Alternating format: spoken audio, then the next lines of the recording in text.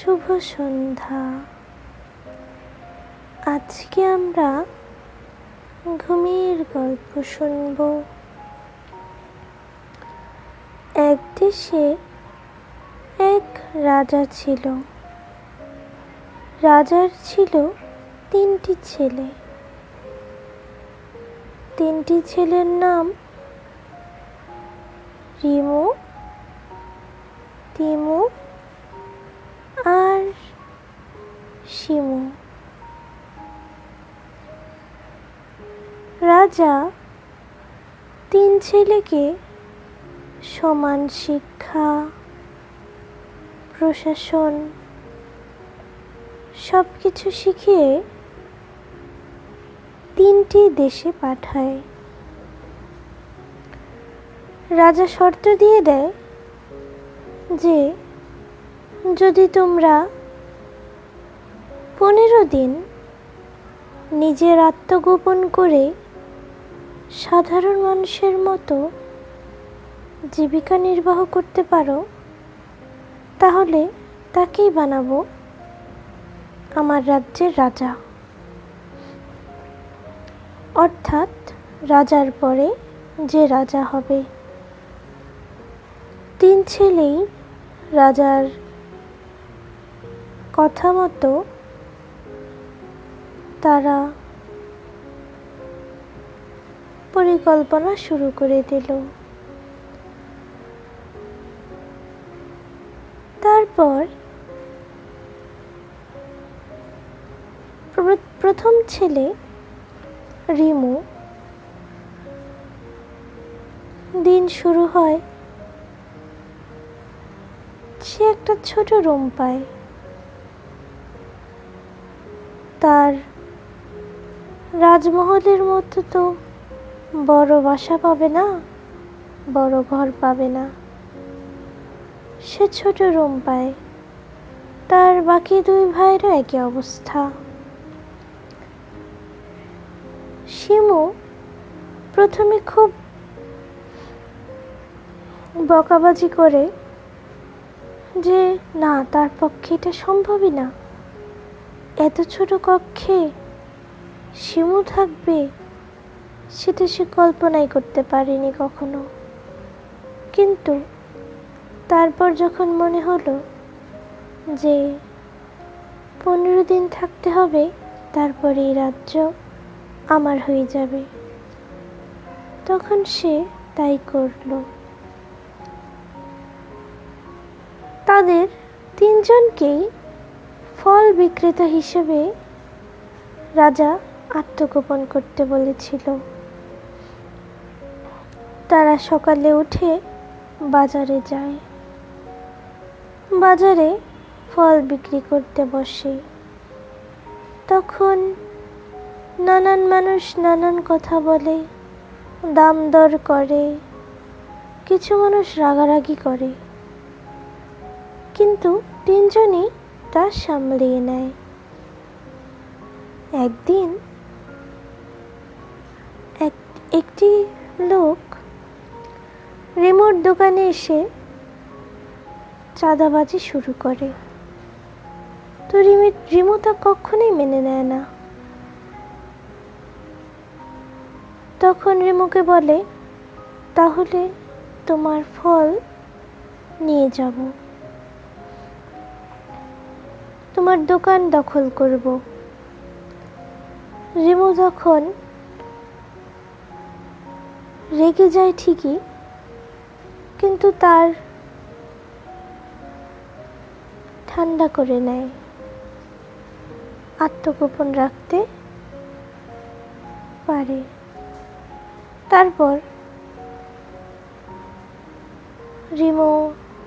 রিমুর দোকান তারা নিয়ে যায়। তখন রিমু কি করবে, রাজ্যেও ফিরে যেতে পারছে না। ফিরে গেলে যে রাজ্য আর পাবে না, তাই রিমু পরিকল্পনা করে যে সে জঙ্গল থেকে ফল সংগ্রহ করে বাজারে বিক্রি করবে। তো যেই কথা সেই কাজ। রিমু জঙ্গলে যায়, কখনো ফল পারেনি, কারণ রিমুর তো কাজের লোক ছিল ফল পেড়ে দেওয়ার জন্য, তার কখনো গাছে উঠে পারতে হয়নি। কিন্তু প্রশিক্ষণ যে ছিল, রাজা তো তাকে সকল কাজ করার প্রশিক্ষণ দিয়েছেন। কাজ করা লাগুক না লাগুক, প্রশিক্ষণ তো থাকতে হয়। তো সে প্রথমে পারেনি, প্রথমে একবার উঠতে গিয়ে পড়ে যায়, দ্বিতীয়বার উঠতে গিয়েও পড়ে যায়, কিন্তু তৃতীয়বার দেখে সে পেরে গিয়েছে। তখন সে একটি ঝুড়িতে করে আস্তে আস্তে ফলগুলো পেরে নিল। ফলগুলো পাড়ার পরে সে বাজারে বিক্রি করল। রাজা তা দেখে খুব খুশি হন। তারপর অপরদিকে একই লোক, আসলে রাজাই ওই লোকগুলাকে পাঠায় তাদের ফলের দোকান নষ্ট করার জন্য, কেননা এটা একটা পরীক্ষা ছিল। তো তিমুর দোকানেও ঠিক একইভাবে তোলপাড় করা হয়। তিমু বলে ফেলল কি, তিমু আত্মগোপন করতে পারেনি। তিমু বলে ফেলল, আমি রাজার ছেলে, আমার সাথে তুমি এরকম করে কথা বলছো, আমার ফলের দোকান তুমি ভাঙবে, এত বড় সাহস তোমাকে কে দিল? তখনই তাকে ধরে রাজ্যে নিয়ে যাওয়া হয়। তিমু তখনই তার কাজটি করতে পারেনি, যার জন্য সে রাজা হতে পারবে না। সে অন্যান্য রাজ্যের রাজা হবে, কিন্তু মহারাজা হতে পারল না। তারপর শিমুর সাথেও একই জিনিস করা হলো।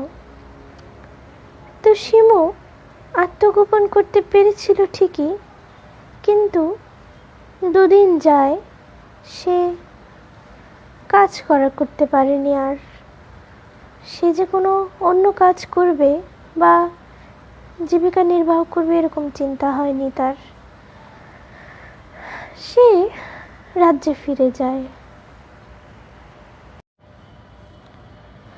তারপর দুটি রাজপুত্রই বাড়ি ফিরে এলে শেষমেশ রিমুই টিকে রইল। তারপর রিমু রাজা হয়ে গেল। তখন সবাই তার পরিশ্রমের জন্য হাততালি দিল। রিমু রাজা হয়ে সব মানুষদের দুঃখ কষ্ট দূর করে দিল, চাঁদাবাজি বন্ধ করালো। সে প্রতিনিয়তই হাট বাজার খামার সবখানে যে দেখতে লাগলো কেউ যেন কোনো প্রকার অনৈতিক কাজ না করে। সে সবাইকে নীতিবান হতে বলল, কেননা নৈতিকতাই মানুষের সফলতা নিয়ে আসে। মিথ্যা ভণ্ডামি এই সকল কাজ কখনোই কাউকে সফলতা দিতে পারে না। তাই রিমু রাজা হওয়ার পরে সকলকে শিক্ষা দিতে বলল। রিমু বিদ্যালয় খুলল, তারপর আরো উন্নত করালো। রাজ্য ফুলে ফেঁপে উঠল। তারপর রাজার মনে হলো তার সিদ্ধান্তটাই সঠিক। তারপর রিমও বিয়ে করল। তারপর সুখে শান্তিতে বসবাস করা শুরু করলো। আজকের জন্য এইটুকুই। শুভরাত্রি।